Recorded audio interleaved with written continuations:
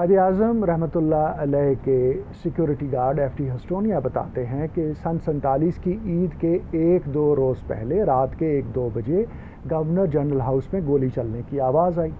गोली की आवाज़ सुनते ही वहाँ और लोग भी आ गए। 2 आदमी वहाँ से भाग गए थे और सिक्योरिटी का एक कांस्टेबल बेहोश पड़ा था।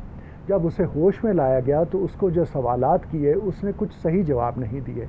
पहले उसने बिल्डिंग की तरफ इशारा किया, बोला दोनों हमलावर उधर से आ रहे थे और मुझ पर हमलावर हो गए। एफ टी हस्टोनिया ने अंदरूनी मुहाफ़िज़ से पूछा तो उसने कहा कि गोली की आवाज़ सुनकर वो लॉन की तरफ चला आया।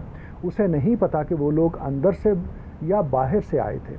एफ टी हस्टोनिया को शक हुआ कि अगर अंदर से आ रहे हैं तो फिर खुदा न खास्ता कायद आज़म रहमतुल्लाह अलैह पर हमला ना किया गया हो, क्योंकि उसने बिल्डिंग की तरफ इशारा किया था तो वो सीढ़ी कायद आज़म रहमतुल्लाह अलैह के कमरे की तरफ जाती थी।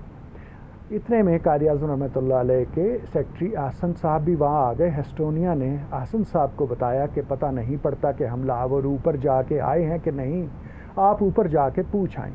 अहसन साहब ऊपर गए। जैसे ही उनके पाँव की धमक सुनी तो कायद आज़म रहमतुल्लाह अलैह ने अंदर से पूछा कि क्या मामला है।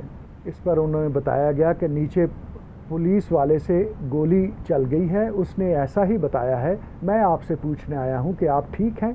कायद आज़म रहमतुल्लाह अलैह ने कहा मैं ठीक हूँ और अहसन साहब नीचे चले गए। हस्टोनिया ने बताया कि बाद में जब तहकीक की गई और सिक्योरिटी वाले को सिपाही को अच्छी तरह होश आ गई तो उसने बताया कि एक आदमी ने गवर्नर जनरल हाउस के पोलो ग्राउंड वाली साइड की दीवार से दीवार फलांगी। जो ही उसने दबोचा तो उस शख्स ने रिवॉल्वर निकाली। इतने में उसका दूसरा साथी आ गया। अभी इन दोनों में कशमकश जारी थी। एक गोली छूट गई, गालिबन 1 या 2 गोलियां होंगी जो कि हवा में चली, तो उसके दूसरे साथी ने सिपाही को चाकू मार दिया, फिर उसे ज़ोर से टक्कर मारी और गिरा दिया, जिसके बाद वो बेहोश हो गया। हस्टोनिया के मुताबिक कायद आज़म रहमतुल्लाह अलैह चाहते थे कि हिंदू पाकिस्तान से ना जाएं। कांग्रेस वाले चाहते थे कि हिंदू लोग यहाँ से इंडिया चले जाएं।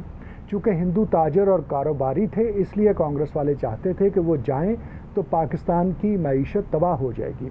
इसी वजह से कायद आज़म रहमतुल्लाह अलैह पर कातलाना हमले का मंसूबा बनाया गया कि जब खबर बाहर निकलेगी तो हिंदू मुस्लिम फसाद होंगे और हिंदू ताजर और सनतकार मजबूरी में इंडिया चले जाएं और पाकिस्तान में मईशत का नुकसान होगा। तफ्तीशी अमले ने भी हस्टोनिया की इस बात से इत्तफाक किया, इसलिए उन्होंने पुलिस से वो रिपोर्ट वापस ले ली जो हायर ऑफिसर्स ने दर्ज कराई थी, क्योंकि जैसे ही इस रिपोर्ट की खबर आम होती मुसलमान जोश में आ जाते और कराची में हिंदू मुस्लिम फसादात शुरू हो सकते थे।